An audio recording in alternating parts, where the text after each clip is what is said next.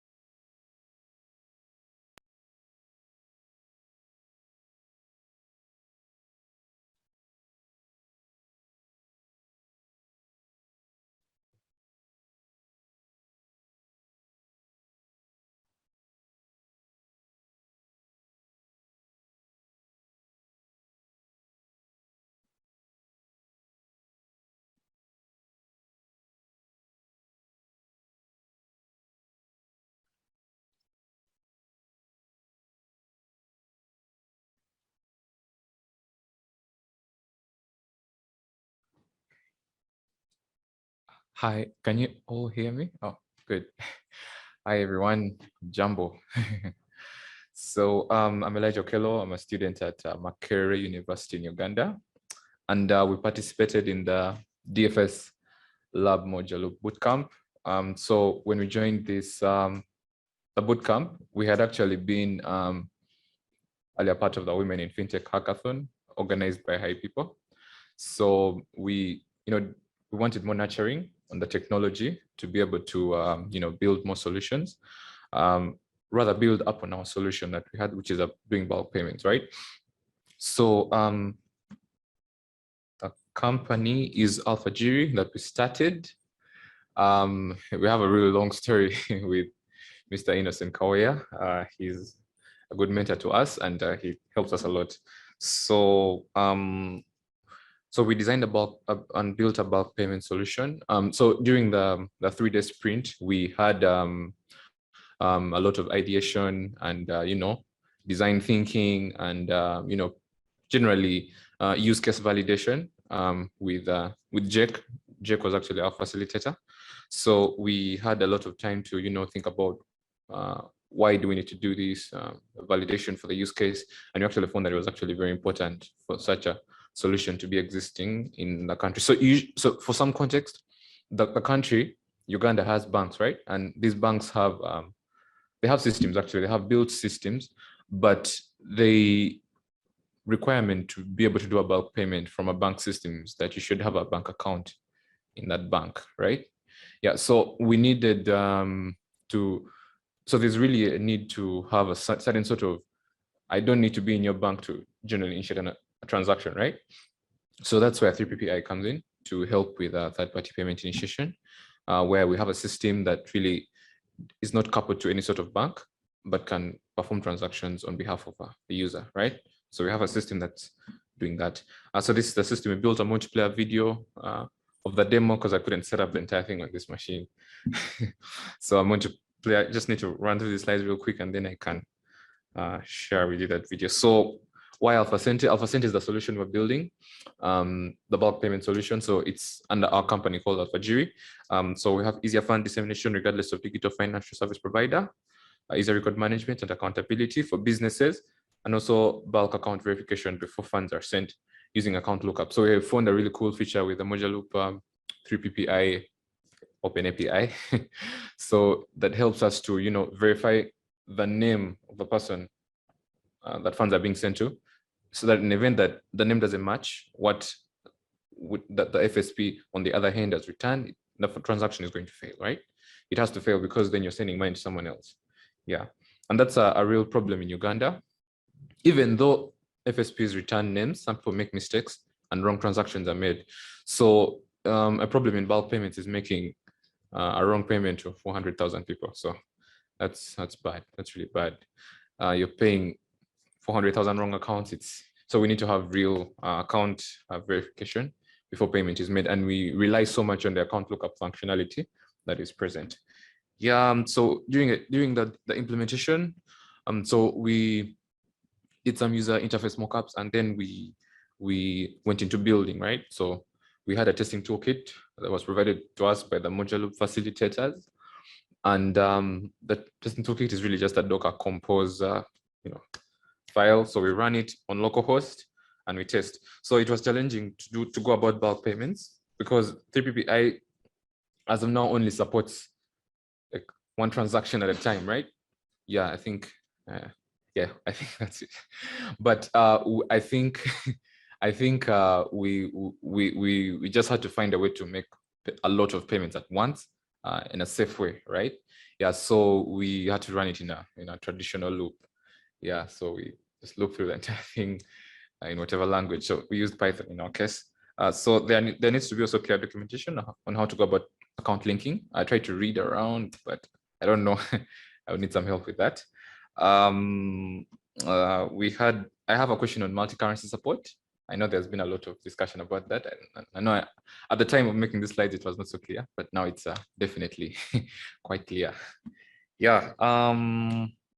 Yeah, I think that's really it. I have some recommendations here. Support for bulk payments at the infrastructure level.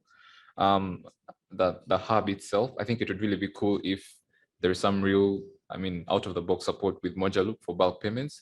There are different use cases where people would want to make payments in bulk, right? I think it would really be cool for the API to have some support, right? So that's my email. I'm going to jump right into the video. I hope I can speed it up. Oh, yes, that is it. Okay. This is the demo. Jump into the demo. So for the demo, I have two windows open here. Now, this here you're seeing is the landing page.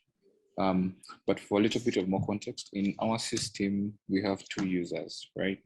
Now, usually an institution has a finance person, and then there is the one that approves payments in the institution. So in this case, the finance person who does like the hard work of populating lists and checking for correctness or doing this, like generally just the hard work of compiling the lists and making the payment actually is a finance officer, and then the finance manager does the approval, right? So in this tab, see this tab here, I have the screen that the finance manager sees, and then in this tab, I have the screen that the finance, rather this is finance manager, and then this is for the finance officer. Now, when the finance officer gets into here, they want to import a list. Now, down here is a list of previous beneficiaries that have been paid in the system. Of course, it has been populated because of testing. I was testing it, so this is there. Now, during the Moja Loop bootcamp, our facilitator helped us understand that the part of importing a list is usually very important to the user, and that we need to make sure that the process is as simple as possible. That's why there's this button here. So this button of import list, so they can select use a list of people from the people they have paid before. Anyone that has been paid before can be selected. And then if you need to import a new list, right? If you need to import a new list, you click on here, and then you'll have options from which to import. You can import from an Excel file, you can import from QuickBooks, you can import from a payroll system. The only functionality that is implemented as of now is Excel file import, since in Uganda, most companies keep their employees' data in spreadsheets, and I think it is easier for them to, just transfer the data that way. Now, so I'm going to show you just before we go into it. I have two files open here. I have a file called test playlist with wrong names, test playlist wrong names. Now this one has account names that will not match the account number. Now this is an account number that is in the testing toolkit, and then this is a name that is in the testing toolkit. So I'm going to start by uploading this test playlist with wrong names, and we should see the account lookup failing and telling the user that the account names don't match the account number. So how this happens in the background is that we receive the list, and then we have the account name and the account number. So we call the testing toolkit API to do an account lookup. The name that is returned is what we compare with the name that was provided in the Excel file. And if they don't match, then the account lookup has failed. So let me just show you here real quick. Now, as you can see, we tell the user to upload an Excel file that has a beneficiary column, email, account number, account name, amount, and the bank name. Bank name stands for the DFSP ID. So we shall go ahead to upload.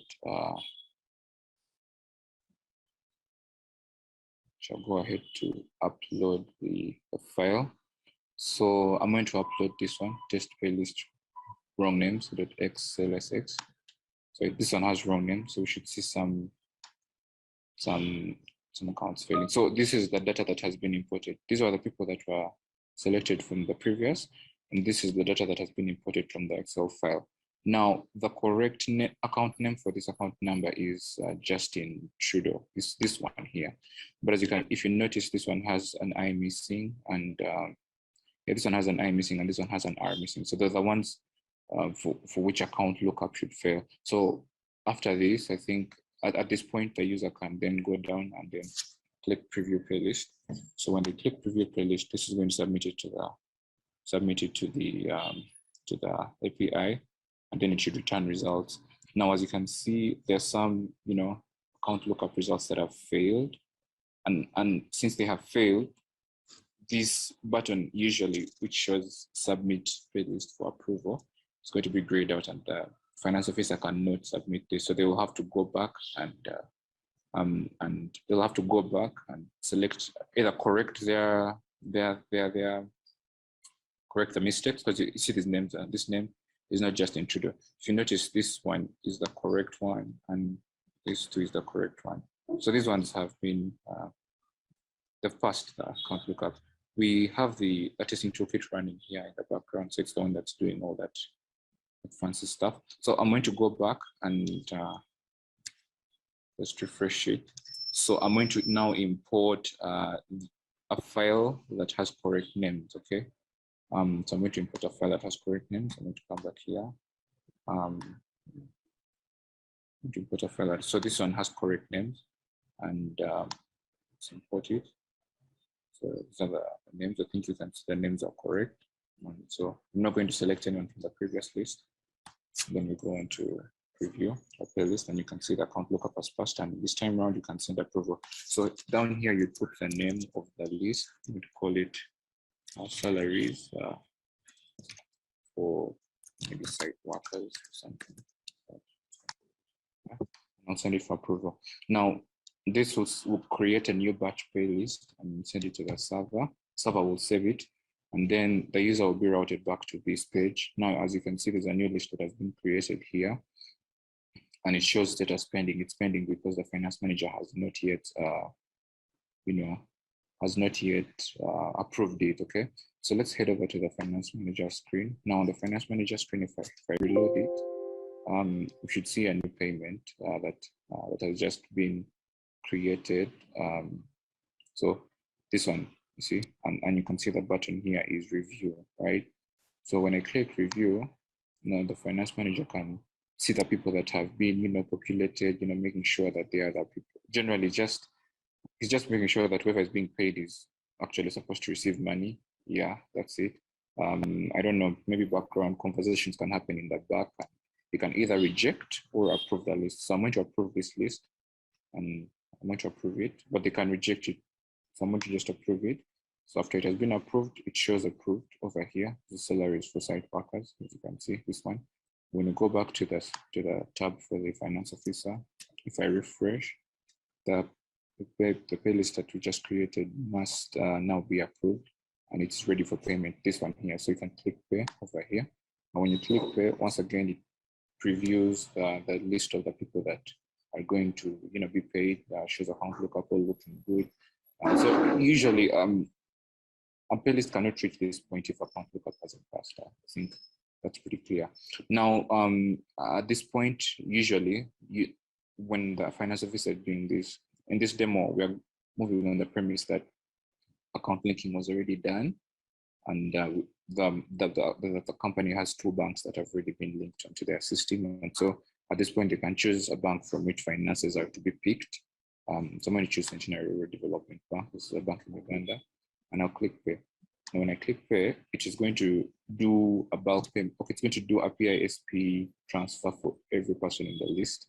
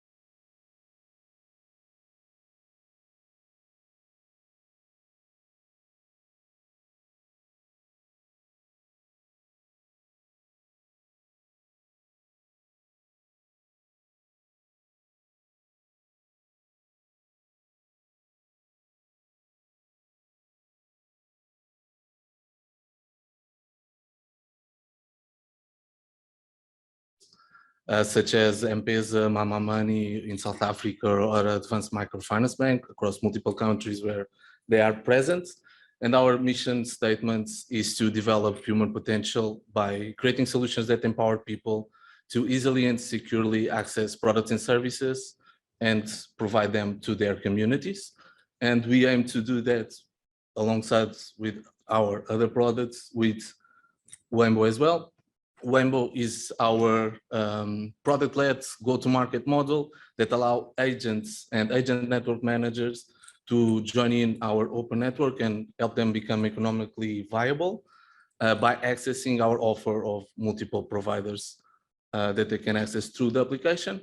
So WynePay has basically two main roles, the one being the agents that allows the agents to execute and to perform cash-ins, cash-outs, transfers, bill payments, provide airtimes, or other types of products and services that can come in into this open network. And then we have also the business accounts that allows then agents or existing agent network managers to have functionalities that allow them to control and manage their network performance, viability, and also liquidity, either being electronic or physical cash when they transact. We also looking to add additional products to our portfolio besides this one. So this is where fintechs and DFSPs, either big or smaller, can come in and join our open network. We just create a quick integration and generate a mini app that then can be pushed to this agent network, and then the agents can have access to these products and services. We have had a couple of really cool use cases in the last couple of months with MFIs in micro loans, micro insurance, even a cryptocurrency wallet as well, to try to participate within this initiative. And we are currently live in Nigeria and Mozambique. So basically our target is exactly what Alex explained. So people that walk around with 10 plus devices, they need to worry about having battery in all of them. They have accounts in all of them. Some are not working, others are working, need to learn how to work with multiple applications. And we try to solve that by giving them a solution that encapsulates all of these providers, either online or offline, using the existing USSD rails to transact, so to perform these types of transactions. Within Mojaloop, our initial goal was to explore how could an inclusive instant payment system boost the revenue of our agents and the impact that this could have on our business model. And for this, it's crucial that this works independently of the FSPs, lock-ins, so we are able to deliver the best products possible to our customers and agents in this use case. The use case that we chose for this prototype was a cardless cash out or a code-generated cash out that we even seen in some cases on the Walter Loop yesterday. That basically allows the customer to generate a cash out code that they can either use themselves or share with a family member or with a friend to go to an agent point that has WynePay that they can then withdraw the cash easily just by using the code that was provided to them. And Mojaloop helps by providing the system that allows us to do this with the PISP module. So we integrate basically the existing low code, no code application that we have with WynePay, and we created API integration that allows us to initiate payment when we generate the code and then conclude the payment once the code is used on the agent side. So I have two quick demos. The first one being the customer initiating the cash out. Just a quick note, here we have a customer facing and the agent facing, but we focus on the agent facing. The customer was to be able to explore the value of the presentation using the solution that we have. Here, I'm just going to press play. So this doesn't have sound, so I will narrate what's happening here. So first off, we have the login by the customer with Terry. So multiple ways they can log in, either by username or phone number, and you'll be able to see when Terry comes in, you'll have access to multiple products and services besides the cash out code that we are going to show you. But Terry is going to use a different routes to get to the product. So he's going to find an agent that is next to him, and we show them existing agents that can have liquidity or not, and he can then view it on a map and select. So I was in Portugal doing this, select the nearest agent to them, and initiate the transaction directly to Emmanuel so they can view the details, viewing if he has liquidity or not, the reviews, access to all of that information, and initiate the cash out codes. So I just select my accounts. So Terry selects his account, the phone number is already there. How much he wants to cash out, how much is going to be the fee. And once that is done, it will give you a pop-up with the codes that generate on the next page and saying where he can meet Emmanuel, who is the agent that is going to do the cash out. Terry can then copy or share with me, for example, message, WhatsApp, or any other application, the codes, so I can go to the agent and perform the cash outs. So we can see now from the agent point of view. So Emmanuel, let me just see. So Emmanuel is the agent here that is going to do the cash outs. So let's say Terry gave me the codes. I go to the agent with the code and I say I want to do a cash out. So, oh, sorry, still on the same video. Let me just move the page.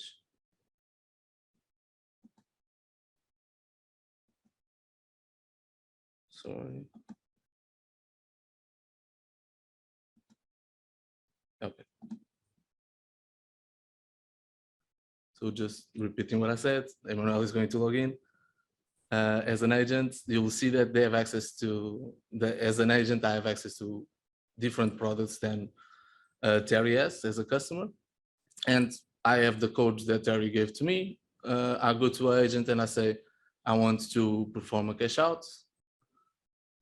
So at this point, the agent, and still on the same one, sorry.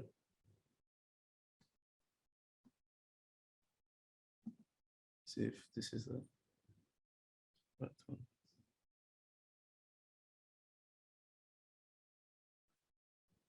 Just a second. And this is still the same one. Okay, so I will try to explain briefly. So Emmanuel has access to the cash out. I go to Emmanuel, I say I want to do a cash out. He asks me why, by my account or by code generated. I say I have the code that Terry gave it to me. He fills in the codes that I gave him, sees the confirmation page. So all the information that is there, Terry, account number, amount, and fee that was paid. Agent confirms, transaction is done, so money comes out of the agent's account, whatever provider it is. And so it comes out from the customer accounts to the agent accounts, wherever provider they are. And he gives me the cash and that's done. So that's basically the prototype that we built. This was 3 days of work, but 2 on design thinking and 1 on actually developing and configuring the solution that you can see here. And we just have a few notes, not really concerns. These are either concerns or things that we were not able to address in the short period of time. So related with business model, the regulatory framework on cash in, cash out, which is not existing or very broad, depending on the countries where we operate. Nigeria is more mature, but for example, Mozambique is not. So that is a concern within the business model. And on the technology side, we have the management of pending transactions. So we are actually doing this in 2 steps. One, we initiate the transaction, and the second one, we confirm the transaction, so where the money is actually transacted. How long does this window stay open? Is it configurable? So these types of questions on configuration of the process. Second, handling the SMS or the OTP that is generated by each provider. So I think we talked a bit yesterday as well. These notifications, SMS or OTP that are done with the client are managed by the providers themselves, not by the inclusive instant payment system. How the failures are managed. So for example, if I don't receive the OTP, the transaction is not concluded. Is there a way to control that? Is there not? What's the risk of failure? So those types of things, we need to retry the transaction. So how that could work. Third, because our offer is heavily based on USSD and offline channels, so to deliver the products anytime, anywhere. Now, when it comes to API connections, you can configure timeouts a bit bigger, 1 minute, 5 minutes, whatever is acceptable, or whatever can be securely configure when it comes to USSD sessions. They are much shorter. We're talking 15, maybe 30 seconds. So the API responses for each transaction or each request, how this would behave. Is this an acceptable response time? It is not. So those types of concerns that also touch a bit on the last point that we were not able to address because it was within the boot camp, is the system performance for scaling. So millions of transactions happening concurrently or at different times, how the system handles, how it handles the requests, the different sessions that are created. So all of that we're not able to test, and it's a bit of an open question at this point. And that's it. Thank you. And you have my contact.